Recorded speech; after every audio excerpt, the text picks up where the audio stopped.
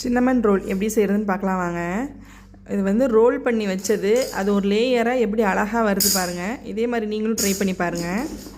ட்ரையான பாத்திரத்தில் 8 gram yeast, 20 gram sugar, 100 ml warm water add பண்ணி ஈஸ்ட்டை வந்து ஒரு 10 நிமிஷத்துக்கு ரெஸ்ட்டு விட்டுக்கலாம். அப்போ தான் அது வந்து நல்லா நுரைச்சி பொங்கி வரும்.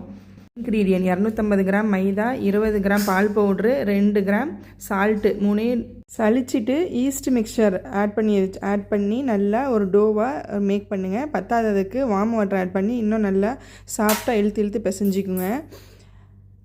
அதில் பட்டரை ஆட் பண்ணிவிட்டு நல்லா பிசைஞ்சிட்டு ஒரு மணி நேரம் மூடி போட்டு ரெஸ்ட்டு விட்டுக்குங்க. அப்போ தான் அது ஃபெர்மெண்ட் ஆகி டபுள் அப் ஆகும்.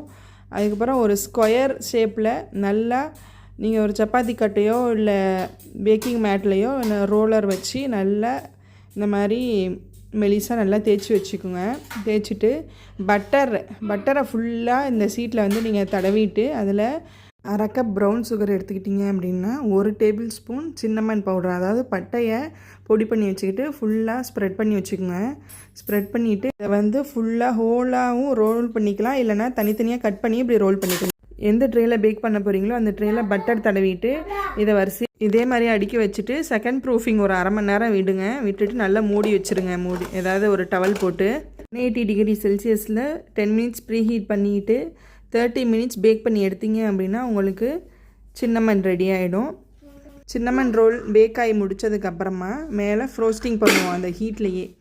1 கப் சுகருக்கு 2 tablespoon butter, vanilla essence 1/2 teaspoon, 1 tablespoon milk add பண்ணிவிட்டு மேலே ஸ்ப்ரெட் பண்ணி விட்டோம் அப்படின்னா நல்லா அந்த ஹீட்டுக்கும் அதுவும் நல்லா ஊறி நல்லா அப்சார்ப் ஆகிருக்கும். சாப்பிடும்போது நல்லா க்ரீமியாக நல்லா சூப்பராக இருக்கும் டெக்ஸ்சர் வந்து.